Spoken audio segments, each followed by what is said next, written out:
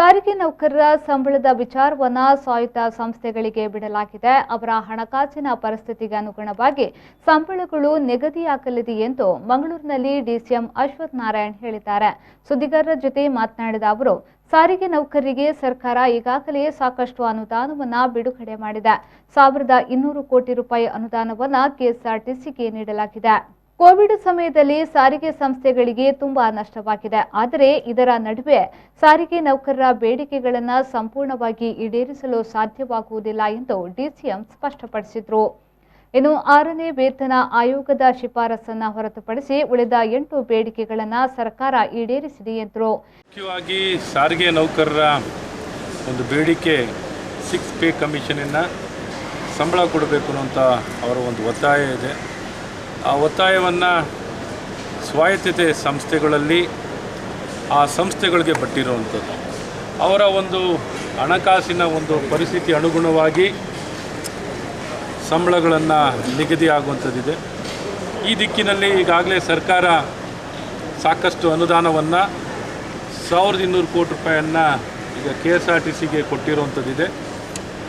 ಮತ್ತು ಕೋವಿಡ್-19ನ ಒಂದು ಸಂದರ್ಭದಲ್ಲಿ ಆ ಸಂಸ್ಥೆಗೂ ಭಾಳಷ್ಟು ನುಕ್ಸಾನ್ ಅಥವಾ ಲಾಸಸ್ ಆಗಿರುವಂಥದ್ದಿದೆ. ಇವೆಲ್ಲರ ಮಧ್ಯದಲ್ಲಿ ಇವರ ಬೇಡಿಕೆಗಳು ಸಂಪೂರ್ಣವಾಗಿ ಈಡೇರಿಸಲಿಕ್ಕೆ ಸಾಧ್ಯವಾಗಲ್ಲ ಅನ್ನೋದು ಈಗಾಗಲೇ ಭಾಳ ಸ್ಪಷ್ಟವಾಗಿ ಸರ್ಕಾರ ತಿಳಿಸಿರುವಂಥದ್ದಿದೆ. ಸನ್ಮಾನ್ಯ ಮುಖ್ಯಮಂತ್ರಿಗಳು ಭಾಳ ಸ್ಪಷ್ಟವಾಗಿ ತಿಳಿಸಿದ್ದಾರೆ. ಇನ್ನಿತರ ಎಲ್ಲ ಬೇಡಿಕೆಗಳು 6 ಪೇ ಕಮಿಷನ್ ಅಂದ್ಬಿಟ್ಟು 6th ಪೇ ಕಮಿಷನ್ ಅಂದ್ಬಿಟ್ಟು ಎಲ್ಲ ಬೇಡಿಕೆಗಳನ್ನು ಈಡೇರಿಸುವಂಥದ್ದನ್ನ ಈಗಾಗಲೇ ವ್ಯಕ್ತಪಡಿಸಿದ್ದಾರೆ. ಹೆಚ್ಚು ಕಡಿಮೆ ಎಲ್ಲವನ್ನು ಈ ಮುಂಚೆನೇ ಈಡೇರಿಸುವಂಥದ್ದು ಮಾಡಲಾಗಿದೆ.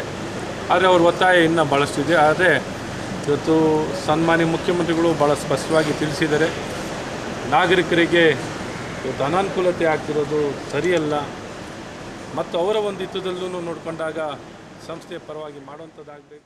ಇದೇ ವೇಳೆ ಬಸನಗೌಡ ಯತ್ನಾಳ್ ಅವರ ಸಿಎಂ ಬದಲಾವಣೆ ಹೇಳಿಕೆಯ ಬಗ್ಗೆ ಮಾತನಾಡಿದ್ದು, ಸಿಎಂ ಯಾವುದೇ ಕಾರಣಕ್ಕೂ ಬದಲಾವಣೆಯಲ್ಲ, ಯಡಿಯೂರಪ್ಪನವರೇ ಮುಂದುವರಿಯುತ್ತಾರೆ ಎಂದರು.